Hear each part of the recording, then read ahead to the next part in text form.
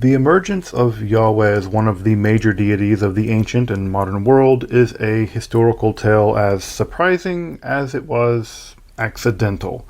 Originally a relatively minor regional storm and warrior god, Yahweh would become the state deity of the ancient Israelite and Judahite polity before undergoing significant mutations to simply become God for billions of people the world over. But in that process, something truly astounding occurs. Yahweh goes from simply being a god among many other gods to simply being God, the God of what we now know as monotheism. Just how did Yahweh become God? Following up on my first video exploring the origins of Yahweh, in this episode I want to trace out the origins of Yahwistic monotheism. And, as we'll see, the emergence of monotheism in any form was certainly not the inevitable theological destiny of Yahwism. But what are the origins of Yahwistic monotheism, and to what degree was the religion of ancient Israel ever really monotheistic at all? If you're interested in magic, hermetic philosophy, alchemy, Kabbalah, or the history of the occult, or just arcane dimensions of religiosity, make sure to subscribe here to Esoterica and check out my other content on topics in religious esotericism. Also, if you want to support this work of providing accessible, scholarly, free content on topics in esotericism here on YouTube, I'd hope you consider supporting my work over at my Patreon. You can take a look at maybe a one-time donation via PayPal. You can use the super thanks option below the video, or you can pick up some of our cool black metal merch. I think about making some Yahweh black metal merch. Yahweh's pretty metal from time to time. But now, let's turn to how a minor regional warrior storm god, a god among gods, became simply God, eventually the God of monotheism.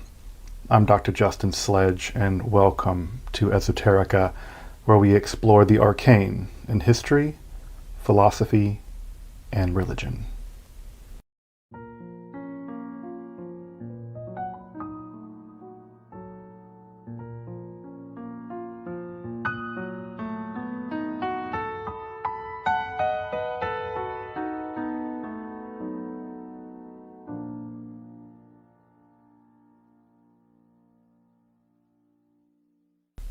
So, summarizing a bit from my first episode on Yahweh, which would probably be helpful to watch before this one, you can check it out in the card above, what the earliest Israelite and archaeological evidence suggests is that Yahweh was not an indigenous Canaanite god. That pantheon is in fact very well attested in Bronze Age Ugaritic myth cycles with no sign of Yahweh. He's just not there. Yet. However, the Israelites appear into history in the 13th century, and Yahweh is attested as their national god by the mid-9th century Misha Stele, although in that case it's where Yahweh's been defeated and some stuff has been stolen. But anyway, Yahweh's there. The more archaic strata of Israelite literature preserved in the Hebrew Bible seems to stress Yahweh as a thunderstorm god, not a Mediterranean storm god, and a warrior god, a raiding god associated with the region around Mount Seir in what is now southern Jordan and northwestern Saudi Arabia. This deity was eventually imported into the cult center at Shiloh, probably through caravan trade based on the earliest data from the earliest Israelite poetry. With the power vacuum of the Bronze Age collapse and the relatively inaccessibility of the Judean highlands to a large imperial army, arose state-like polities for whom Yahweh was an important, though not the only deity. Over time, Yahweh was merged with the various Ugaritic fatherly god, specifically El, before being assimilated and conflicting with the Canaanite storm deity Baal. The northern Israelite and southern Judahite cults would develop with some independence from one another, and whether they were ever connected into a united early monarchy is debatable. The northerners were much more comfortable, even enthusiastically syncretistic and iconographical, with the southerners, while perhaps comfortable with Yahweh along with a consort, Asherah, were seemingly a bit less syncretistic and less comfortable with representations of Yahweh, a position sometimes referred to as aniconism. That is to say, they don't like representations of their God. But Again, the data is all over the place.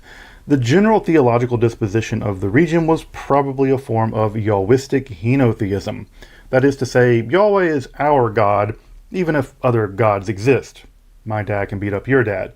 Or even Yahweh monolaters, though that does seem to be a minority position until the Babylonian exile beginning in the 6th century. In short, Yahweh is imported into this region of ancient Israel, undergoes a process of integration with the local pantheon before emerging as the national god, worshipped to varying degrees among other deities, from the Canaanite gods, various astral deities, the Queen of Heaven, and other regional deities that come and go.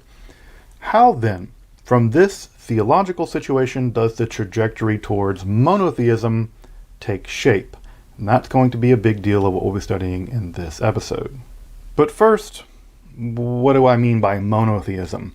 Simply put, I take monotheism to be a theological or philosophical position that affirms the existence of one and only one God, thus denying ontological status to the other gods, or significantly demoting them, or demonizing them, or something like that.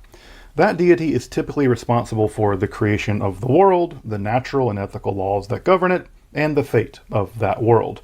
Of course, the contours of all of that, especially in a developing theological system couched largely in poetic language, is going to lack any, analytic rigor for my philosophy people out there, and it's going to remain relatively vague and inchoate, and especially in its earliest forms. If we find just such conditions in the primitive monotheism of the Hebrew Bible, we shouldn't at all be surprised. But should we expect to find monotheism of any form in the Hebrew Bible at all? Well, yeah, of course. We all think it's there. One camp argues that monotheism goes back to Abraham and Moses, with the biblical text being the inerrant word of God, and it's been monotheistic from the beginning because there's just one God, objectively. Another argues that no monotheism is to be found in the Hebrew Bible at all. At most, we find henotheism, or Yahweh monolatry, with monotheistic rhetoric, something found in clearly polytheistic cultures like ancient Mesopotamia and ancient Egypt, allowing us, following philosophical and theological developments of centuries later, to interpolate such positions back into the theologies of the Hebrew Bible. The position I take in this episode is one that tries to be most representative of the non-confessional, non-dogmatic field as I understand it. That is, the evidence-based studies that have revealed the social and historical forces of the ancient Levant that came to produce, ultimately, something like Judean monotheism in the context of the 6th century Babylonian exile, nearly solely represented by the prophet theologian responsible for the authorship of Isaiah chapters 40 through 55. A great deal of the rest of the text, most scholars and myself take it, are actually monotheistic-like pronouncements from those previous periods, like those in the Psalms, along with similar exclamations made by the Deuteronomist, are likely either examples of rhetorically exaggerated statements of monolatrous theology, or exilic period interpolations of actual monotheism made by later redactors into the text. That is to say, the general attitude of non-dogmatic academic scholars is that monotheism of any form is a very, very, very late theological innovation, barely attested in the Hebrew Bible, if at all.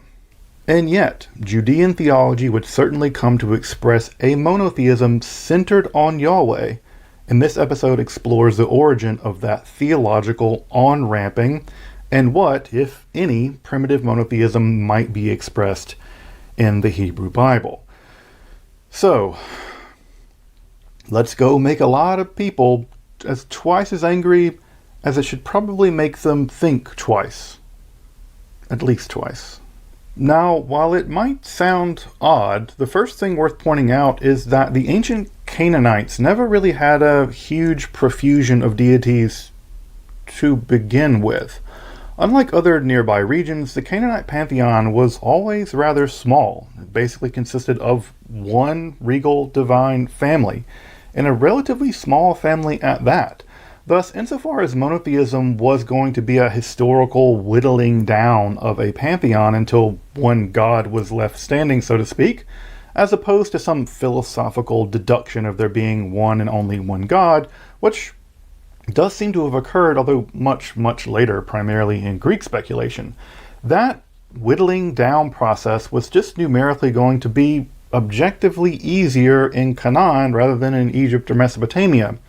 They're just less gods to get rid of. I mean, monotheism is the closest possible position to just atheism. You're just one god away. In effect, the Canaanite theological system consisted of a four-tiered structure centered on a, again, relatively small divine family. At the top of that system was the fatherly god El and his consort, Athirat. The second tier were, unsurprisingly, his children, such as Baal and Anat.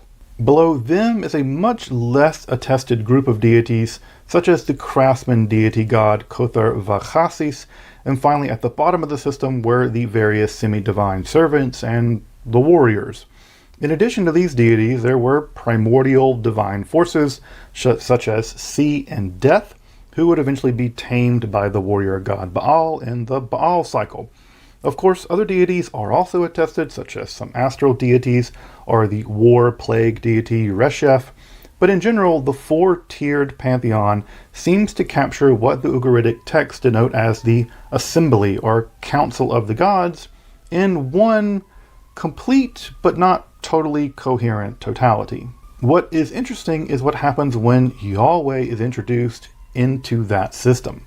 An archaic section at Deuteronomy 32:9 seems to be an early memory of a period when Yahweh was part of this divine ecology, but still regarded as a son of El, not the highest god, son of the god. In fact, the Septuagint and the Dead Sea Scroll versions of this text probably preserve the more archaic polytheistic reading, with the Masoretic text undergoing a later kind of anti-polytheistic censorship, at least as argued by Manuel Tov. Who's to argue with Emmanuel Tov? Apparently at this primitive period, Yahweh was a second-tier deity with Elyon, the highest god, doling out his portion of the world for Yahweh to rule over. However, Yahweh's second-rate status was not to last. With his assimilation to El, something that the Israelites appear to have been universally pretty comfortable with, Yahweh would rise to the top of the pantheon, but not without a fight. Mortal combat for the gods. It's clear in the Israelite literature that Yahweh had to contend in popularity with Baal. They were just that similar. They're both warrior storm gods. And frankly, Baal was the incumbent regional deity, and the Elijah-Elisha cycles represent these theological contestations among Yahweh monolators and the cult of Baal. Further theological victory for Yahweh seems to have come with an interesting feature, or bug, depending on how you look at it. Recall that El had a wife, and thus a wife consort, Athirat. What appears to have happened is that Yahweh does eventually rise to the top of the pantheon, like Rocky style, at least for the Yahweh partisans, but there Yahweh is kind of immediately wed, in a sense, with a consort, the descendant of Athirat, Asherah. They're even linguistically connected. Yahweh got a wife, something attested in both archaeological inscriptions, but also in the Hebrew Bible, with Asherah devotion occurring in open-air elevated shrines, or bemot, but also within the Jerusalem temple in the form of a tree or a tree symbol representing her, much to the constant complaining of the prophet monolators of Yahweh. These mutations in the divine household would, however, continue. The concept of the divine council is definitely retained. The let us create in the first creation story. Psalm 82 likely has Yahweh standing among the various divine beings, condemning them to death for them being unjust. The framing sections of Job feature the Hasatan, the Satan as a kind of prosecuting attorney in the divine assembly, and Yahweh sends a spirit of deception to trick a bunch of prophets to get Achav or Ahab killed, which is one of my favorite, if not my favorite story in the Hebrew Bible, along with a retinue of messengers and warrior beings, the angels, and even the title Yahweh Tzavaot, the Lord of the Sabaoth. Just means Yahweh of the soldiers, all reveal that while somewhat flattened out, the divine assembly descended from the older Canaanite divine royal family was still pretty intact by the period of the composition of some of the Hebrew Bible. Further, this period also saw Yahweh ruling with his consort Asherah, though Anat, remember the other daughter of El, although it's not clear who her mother was, Anat, the most metal of all goddesses of the ancient world, she seems to have functioned with Yahweh at the Elephantine shrine there on Elephantine Island in Egypt. We have Yahu Anat mentioned there, so she seems to have perhaps been a kind of daughter consort, although exactly what that relationship was down there at the Yahweh shrine on Elephantine Island is not clear. For at least the Yahweh partisans, what seems to have emerged is something of a compressed henotheism. There are other gods, but our God is the best. Remember that my dad can beat up your dad. To something like monolatry, we were only going to worship our group God, thus a kind of henotheism to monolatry spectrum, though with some tension as to kind of what to do with Asherah. It appears that her devotion was very strong and quite widespread. I mean, mother fertility goddesses are going to be extremely popular for obvious reasons, if for nothing else, given the infant mortality rate of this time. It also appears that the eventual demotion and eventual elimination of Asherah was quite a very slow process. Perhaps the monolatrous factions, by focusing more on exclusive worship of Yahweh, diminished her position, ultimately producing a kind of theological divorce. Of course, her devotion continued, but this theological divorce would then allow her to be targeted for official state suppression, such as at public shrines, especially the Yahweh shrine in Jerusalem. This tendency toward monolatry also compressed into fewer and fewer divine and semi-divine beings, a compression aiding, even if unconsciously, on the trajectory toward eventual monotheism centuries later. So one motor here, if you want to think about it that way, is an alternating force of mythological compression, the divine family is just getting smaller, and suppression, elements of it are being attacked and picked off one by one.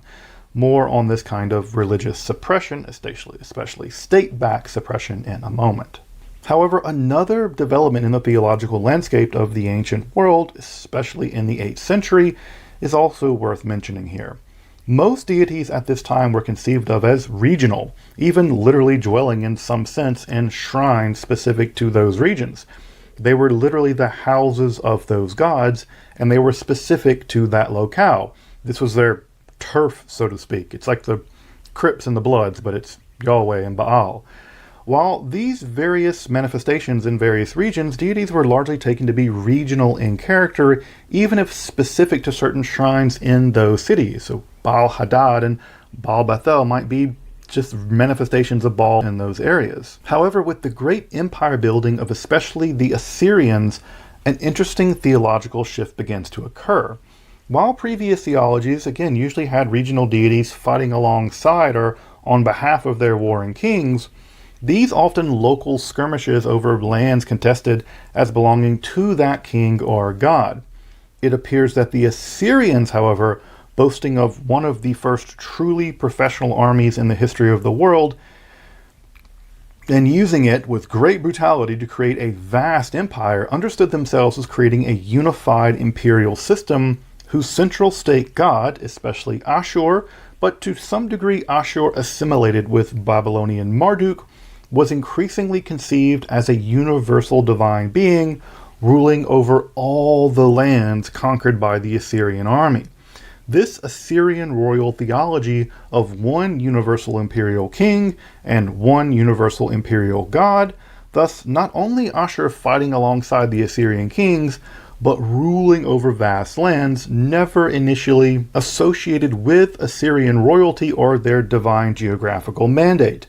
This shift in Assyrian royal theology seems to have made a huge impression on everyone around them, because the Assyrian boot was on their neck, and that makes an impression upon you. Of course, the Israelites are going to be upon those for whom an impression is made. The first is that the northern Israelite kingdom would just be destroyed by the Assyrians by 722 BCE, ending state Yahwism there and prompting a massive refugee crisis, with the southern kingdom of Judah eventually itself becoming an Assyrian vassal. Israelite royal theology, as witnessed by numerous psalms, had long seen a special relationship between the king, as typified by King David, and the Israelite national god Yahweh, whose throne home was Mount Zion, within the temple in Jerusalem. Now, a lot of this royal theology did draw on more archaic Canaanite mythology, but also on Yahweh's own history as a kind of warrior raiding deity, Yahweh as an Ish HaMilchama, a man of war. These psalms develop an elaborate cosmic terrestrial parallelism where the terrestrial ambitions of the earthly king are mirrored in the cosmic combat led by Yahweh. It's typical of the ancient world.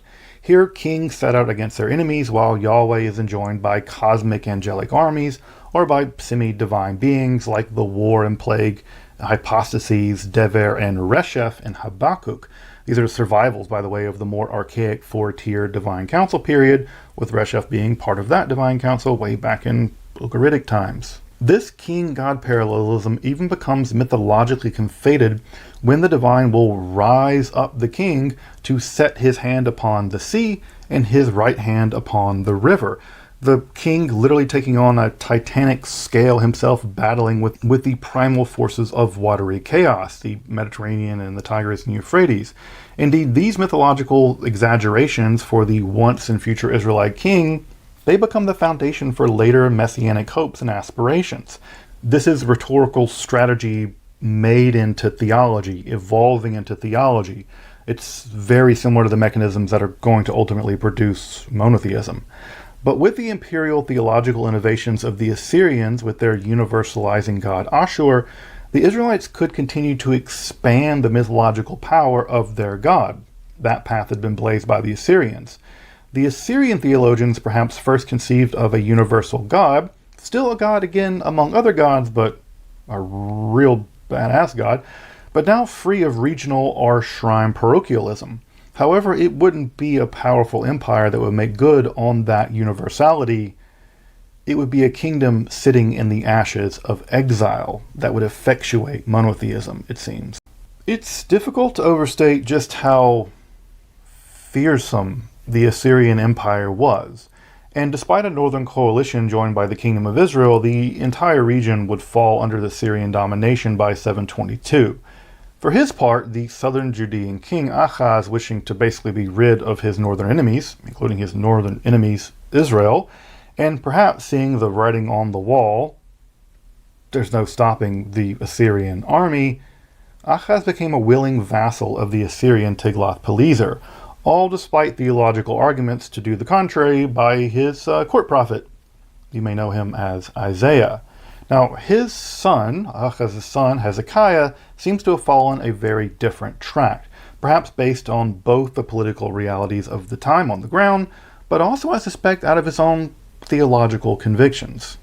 Or to put it another way, his theological convictions might have been in a kind of dialectical relationship with his political concerns, which was the defense of the Judean state. Again, theology and politics at that time were simply inseparable, if they're ever really separable. Regardless, it appears that Hezekiah's Judean state absorbed a massive amount of population from the northern refugees. He oversaw significant state-building projects, especially those anticipating an eventual siege, specifically the construction of what is called the Broad Wall and the Siloam Tunnel for providing water for the rocky crag city that is Jerusalem.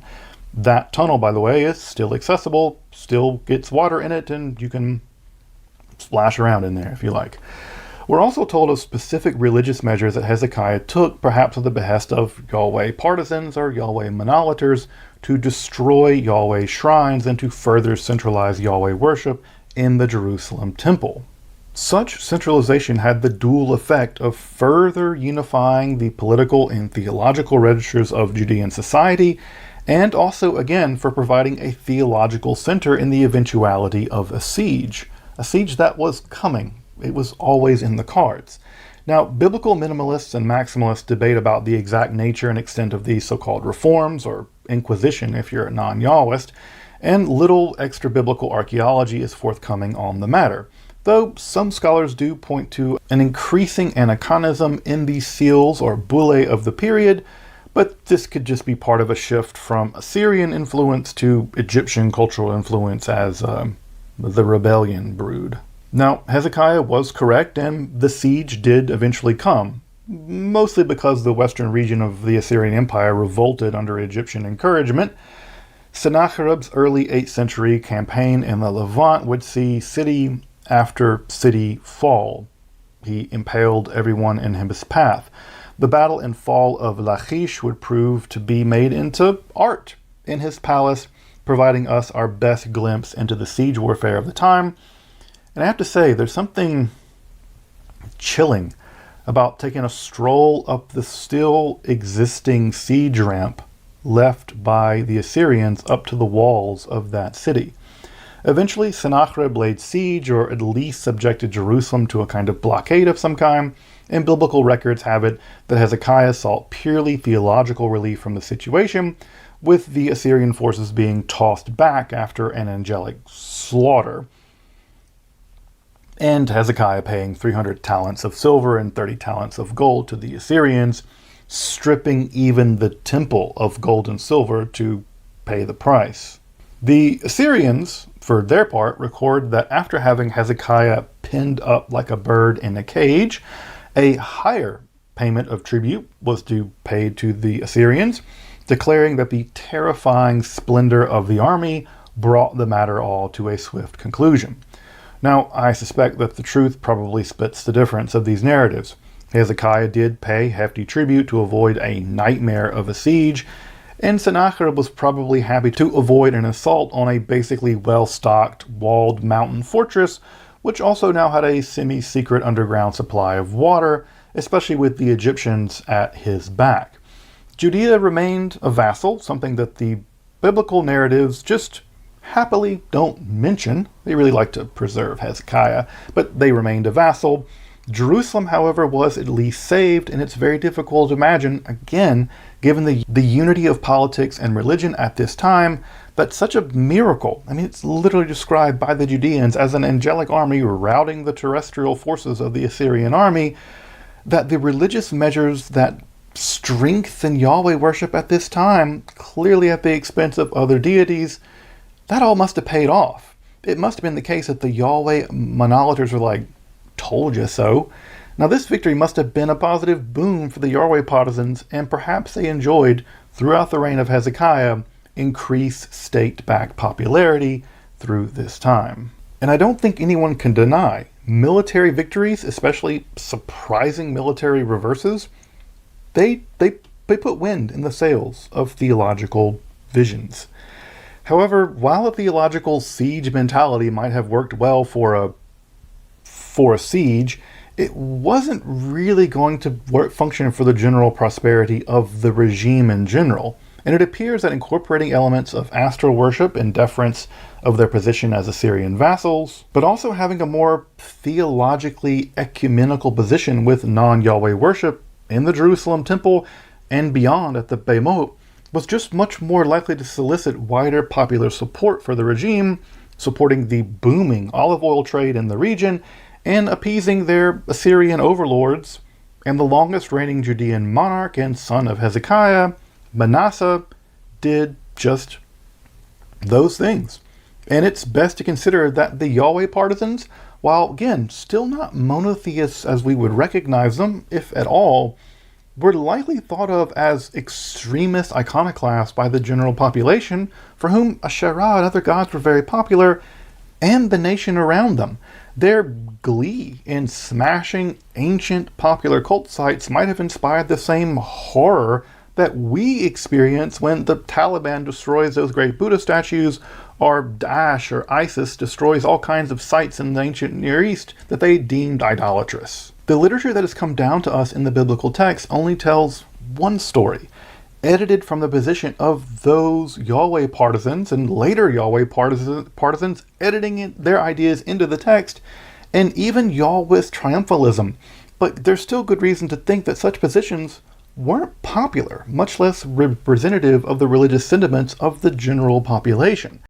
And I suspect that Manasseh's theological policies, given his long and successful reign, I mean, how many of these guys get assassinated, is much more of an indicator of their being representative of the population and the nations around him. His success probably proved him right, despite what the Yahweh's partisans would have liked to have believed in their backbiting bickering about him. And after his long reign, his son Ammon would be assassinated, perhaps by Yahweh's partisans, and his 8-year-old son Josiah, who was now at this point 8 years old and could be manipulated, and it would be that very Josiah that would lead another Yahwehist reform or inquisition, again, depending on where you sit on this whole issue, further destroying non-Yahweh shrines and non-Jerusalem Yahweh shrines, just to the degree to which of, again, isn't quite clear. I mean, his contemporary is Jeremiah, who doesn't really even seem to mention these kinds of things, and that would have been the kind of thing Jeremiah would have been all about. And Josiah is also not attested anywhere else outside the Bible. However, the biblical text tells us that he did oversee renovations of God's house, the temple, and during that work, a scroll of the law was discovered and eventually vetted by the Israelite prophetess Huldah. Now, many scholars, including myself, are rightly skeptical of this account. You just happen to find a scroll on a wall, considering that if this is probably much more likely that later Yahwists actually produced a document very much like the book of Deuteronomy, or perhaps its core, chapters 12 through 26, with the northern prophetess Huldah vetting the text, acting as a kind of unifying force between the northern refugees and southern religious life, thus making Josiah, at least symbolically, a king of a reunified Yahwist monarchy, or a unified Yahwist monarchy, assuming there ever really wasn't one to begin with. Further, the theology of this document is subtly subversive of the existing order of the day. By Josiah's rule, the Assyrian Empire was collapsing. The Neo-Babylonian Empire was not yet fully on its feet, but it was coming, and Egypt was not yet able to establish regional hegemony given its former conquest by the Assyrians. Thus, the Judean highlands were able to operate with a high degree of de facto autonomy. This political autonomy was probably theologically enshrined in that Deuteronomic code written or discovered in the wall by those folks. That theology takes the form of a vassal contract, something the Judeans knew a lot about at this point, in which Judea became a vassal of Yahweh, following the laws laid down by that code in return for protection. It's always a protection racket, this Yahweh stuff. Land, agricultural success, and a large number of descendants.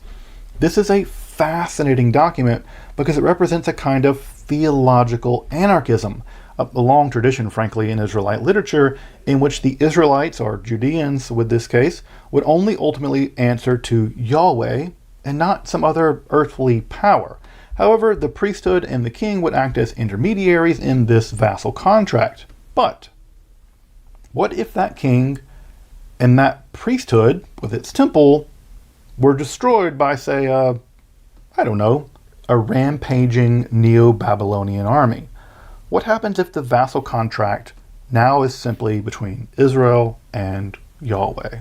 But a bit more about that priesthood and their contributions to this discussion. Among their ranks were the day-to-day servants and shock troops of the Yahweh partisans. Of course, they served at the behest of the kings, and so the degree of their monolatry wasn't entirely up to them, as attested by various prophetic condemnations. Of course, many priests were almost surely also only lukewarm Yahwists, and I'm sure many of them happily served in the henotheistic environment of at least the Yahweh-Asherah couple in the temple. However, it appears that at least some priests began to develop a highly sophisticated theory of something like sacred contagion, where strict control of the spread of what was ritually fit from what was not must be very carefully maintained. This was accomplished by maintaining and managing states of ritual fitness and fulfilling a sacrificial cycle by which Yahweh was nourished, physically nourished in some sense, but also by which contamination could be curtailed and repaired, all of which was meant to maintain a state of cosmic homeostasis. In fact, when they envisioned the creation of the world, they relied upon very common ancient Near East tropes in which the divine wrests the world from watery chaos, but rather than personalize those forces of chaos, these priests seem to have demythologized them with the divine world, seems to have demythologized those elements with the divine creating the world, not from nothing, that's a much, much later idea, but by separating out various cosmic forces and entities from one another, culminating in the ultimate separation of time itself into the week and the Sabbath. This separation creation structure would then be mirrored in the creation of the tabernacle, or the Mishkan, and in turn in the Jerusalem temple, especially as it's spelled out in Exodus 35 through 40, the dwelling of the Israelite divine upon the earth. Now again, this isn't monotheism. The remains of the divine council can still be heard in the creation separation process, along with there being chaos monsters inhabiting primordial uncreated waters, meaning that this deity is by no means alone in this creation separation process. But what we do see here is yet another tendency during this period of some degree of demythologizing, where primeval chaos is no longer personified as in the chaos comp, typically in the form of a snake or a serpent, and where a divine council of we is acting in a singular fashion, with that creator separator eventually coming to have a singular dwelling place upon the earth. Though you can still see lots of examples of God having to fight sea monsters in the Hebrew Bible. You can see it in Job, and you can see it in Psalm 74. But again, all in all, the interests of the priestly obsession with creating and maintaining a harmonious balance of the sacred and the profane through the very careful management of the temple sacrificial system does reveal yet another aspect of this on-ramping toward monotheism in the form of a demythologizing system of describing how the world was created through separation. Again, not created from nothing. That is a much, much later, probably 600 years later, theological and philosophical innovation of really the Greek world and not the Israelite world. But to return to Yahweh, Yahweh's fate was not going to be sealed by not only men, but by non-Israelites. Once enemies, the Assyrians and the Egyptians joined forces against their now ascendant common foe, the Neo-Babylonians. It appears that Josiah may have been killed in a battle with the Egyptian forces of Necho II at the Megiddo on the way to Haran around 609, but there's some doubt about whether that story is reliable. Scholars really aren't sure about the exact way that Josiah perished. Regardless, Judea briefly fell into Egyptian hegemony before the rampaging armies of the Neo-Babylonians, led by Nebuchadnezzar II, would lay siege to the entire region. While a small sample size, I have to admit, the Yahwism of the Lachish letters is actually pretty undeniable. Those letters are a fantastic recovery. That image of Azekah not being visible and the fires going out from the north is just horrifying. And with the destruction of Jerusalem and its Yahweh temple, the theology of the Deuteronomist had come to its apocalyptic conclusion. Yahweh had allowed Nebuchadnezzar to destroy Judea because of their violation of the vassal contract. You still hear this horrifying theology being used today, that the Holocaust was because of Reformed Jews. You still hear it in Haredi circles. Ironically, catastrophic devastation being proof of Yahwism for the Yahwist partisans. This is a trait often shared by theological dead-enders. However, there was a theological wrinkle in this. Nebuchadnezzar II didn't have all the Judeans put to the sword, the kind of total annihilation that one might have expected. Rather, around 7,000 Judeans or so, many members of the priesthood and the aristocracy, likely advanced craftspeople and even farmers, were all carted off to Babylonia to build their empire for them within that empire. One can imagine that if the annihilation would have been total, the last Deuteronomist monolater could have wagged their finger at the last syncretist as they both perished in the chaos. But that didn't happen. They all kind of just went into exile together, all in one basket, thus maintaining the theological ambiguity, what in the world does any of this mean, and perhaps forcing a solution to be forged in the exile for what had just happened. I thought we were all supposed to be destroyed, and here we are. What does any of this mean? Now, I'm sure that many of the deportees adopted the religious practices of Babylonia, perhaps first through syncretism and then through full-blown assimilation. That's just the fate of many displaced persons through history, and we should never blame them for surviving. Adoption of the dominant culture is often just the best form of adaptation and survival of your family. I don't blame those people in the least. However, it appears that the Judeans were not randomly dispersed into Babylonia. Rather, they were clustered into discrete communities, with one even being referred to as Judean town. Yehuda, Jewtown. Interestingly enough, dozens of cuneiform tablets from the Judean community in the Babylonian exile do survive down to us. And while none of them record anything like religious literature, and there's no evidence of them building a temple there, though it could have been small, these documents are all just records of financial and trade transactions, like most cuneiform tablets. They do record a very important piece of data. They record names. Of course, people's names don't tell us about their religious lives, but they might inform us, give us at least a hint of some dimension of public religious affiliation. If a person named Pinchas names their son Muhammad, well, one could make a pretty good guess that that Jewish person might very well have converted to Islam before their son was born. And we get data like that, a bit like that, from these tablets.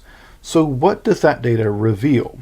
In the Yehuda archive, the Jewtown archive, dating from around 572 to 477, 66% of Judean fathers and 82% of their children had Yahwistic names. The Marashu archive, dating from 452 to 413, are 46 and 67% respectively. In Yehuda region, only 7% of fathers and only 5% of children had Akkadian names, and only 5% of fathers and only 2% of children had non-Yahweh theophoric names. At Marashu, 22% of Judean fathers that is, had Akkadian names, and 17% had non-Yahweh theophoric names. But in their children, that number had dropped to only 5% for both categories. Now, what this data means exactly is difficult to pull out, and it's just one or two sets of data, but what they do show is that all seem to show an increase in Yahweh theophoric names during the exilic period.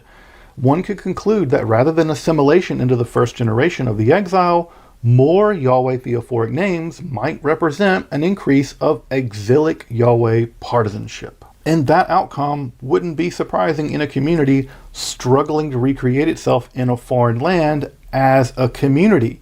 What do?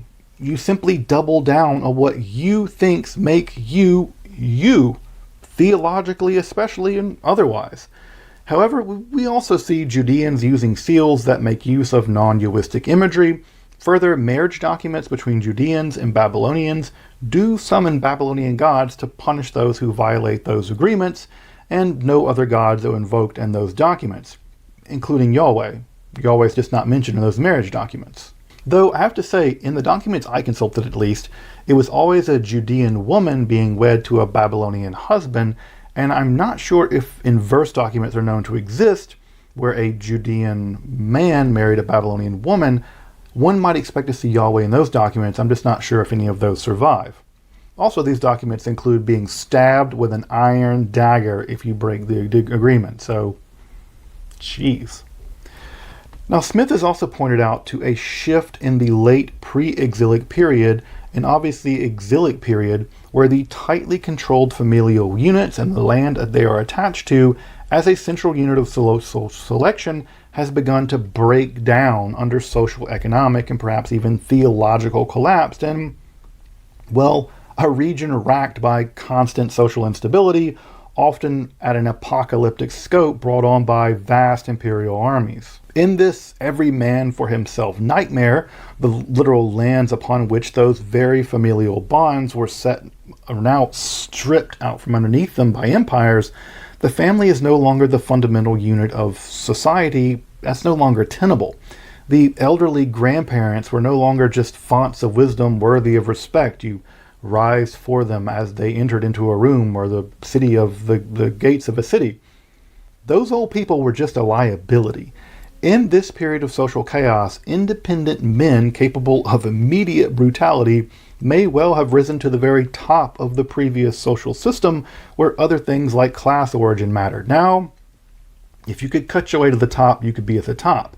And on the other side of the coin, texts written near and within the exile often focus less on communal and familial guilt for transgressions, but upon the individual for their guilt. You can note Ezekiel's break with centuries of communal and familial guilt, such that children can no longer inherit the sins of their fathers, something in direct contradiction to the Torah. What has emerged is a new focus on individuality. That weakening of the terrestrial family structure may have been one of those maybe one of the final forms of the compression, again, shrinking the size and scope of the archaic four-tiered divine family, focusing now more than ever on individual divine beings being worthy of worship. An individual divine being, like the individual tough dudes that survived all this. Again, is such a shift sufficient for monotheism? No, of course not. But like everything we've been discussing, it's just another social force lending in the direction of the theological overdetermination that will become accidental historical monotheism. Well, if the ancient Assyrians were the first among the peoples to come to the idea of a universal God through the process of universal empire building, though again we do find monotheistic rhetoric and perhaps even monotheism in the 14th century great hymn to the Aten by Akhenaten, way back in the 14th century being another early contender. The Judeans came upon the notion of a universal God through dialectical negation. Centuries of theological compression, cycles of theological suppression, the now exile left Judean theologians precious few theological options. Perhaps we can say that they were doomed to monotheism. A history of royal theology, now a kingship of ashes. Yahweh is forced to employ foreign kings to do his bidding. What other option is there? But ironically, this greatly expands the power of Yahweh. No longer the God King of the Judeans, but the God King of perhaps all God Kings, one God King to rule them all. With priest and king now powerless and eliminated, that royal theology shifted to a direct relationship of the people of Judea, or of Israel writ large. Israel becomes the more direct servant of the divine law, with individual responsibility now the ethical compass, much more so than familial or communal guilt and punishment, or the commune. But from these two negations arises a synthesis through concrete negation. The elevation of Yahweh as king over the Persians or the Egyptians implies a local negation of the operative power of those gods that underwrite those monarchies. If Yahweh is to be king over them, indeed over the entire olam, of the entire world cosmos, it is no longer enough that those gods are inferior to Yahweh in power. Henotheism isn't going to do the lifting here. Those other gods must be utterly negated as gods and indeed as beings at all. The radical universality of Yahweh logically implies the negation of all other divinities, and it appears that such a theology attains just such philosophical escape velocity from mere monotheistic rhetoric or henotheism or monolatry in the exilic theologian prophet of the writer of Isaiah 40 through 55. This section of Isaiah 40 through 55 has been recognized as a separate composition since at least the 18th century than the previous book composed in the 8th century BCE, what we call First Isaiah. The author of this Deutero-Isaiah is living in the exile, and scholars contend, and I frankly agree, is the best candidate for the development of primitive Judean monotheism. But how does this idea emerge? Precisely through a polemic with the very theological situation of the exile vis-a-vis the powers of those foreign gods who apparently now rule over the Judeans in exile. The clearest statements of this primitive monotheism appear in that polemical context, roughly in Isaiah 40 through 48 and 49 through 55. Specifically, those sections seem to inaugurate some core theological themes, like 1. that Yahweh is the creator of the cosmos and is in control of the present state of affairs, specifically using Cyrus as his anointed, or Moshiach, to direct worldly affairs. 2. Yahweh has specifically chosen Israel, rather than any king, as his servant upon the world. And 3. Israel should choose Yahweh because there are simply no other gods to choose from, as opposed to the vassal contract relationship of the Deuteronomistic theology, though of course that choice does involve some degree of redemption.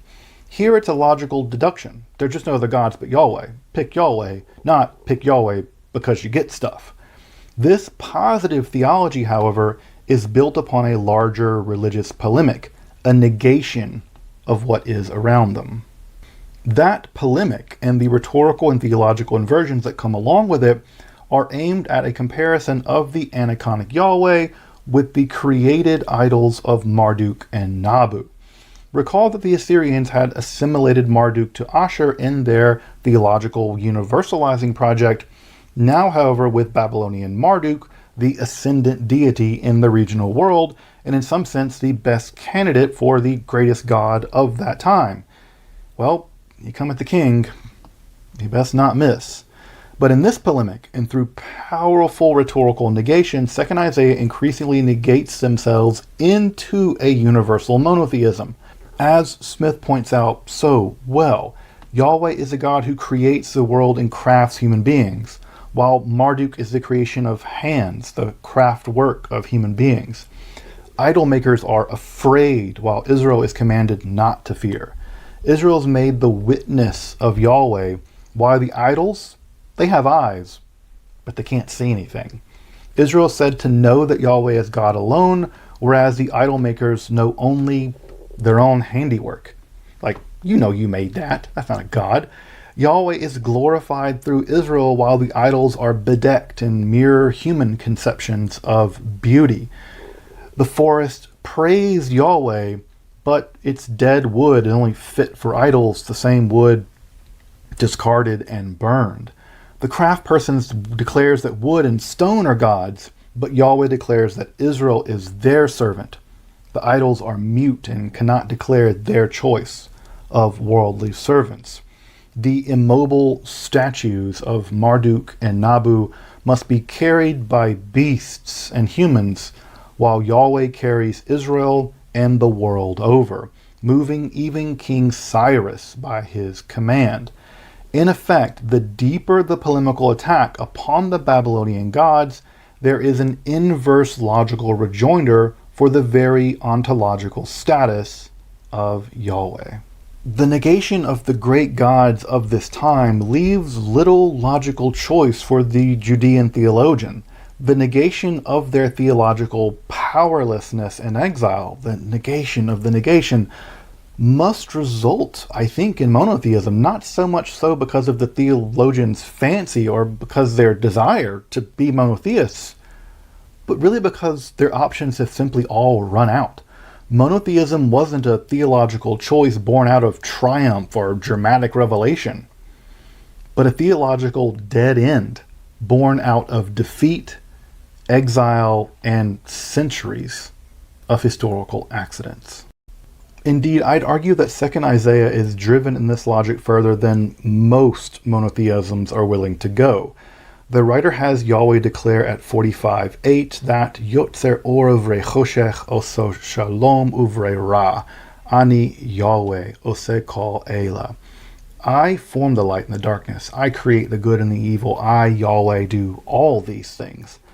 I suspect that few monotheisms have risen to this height, making God responsible for both good and for evil.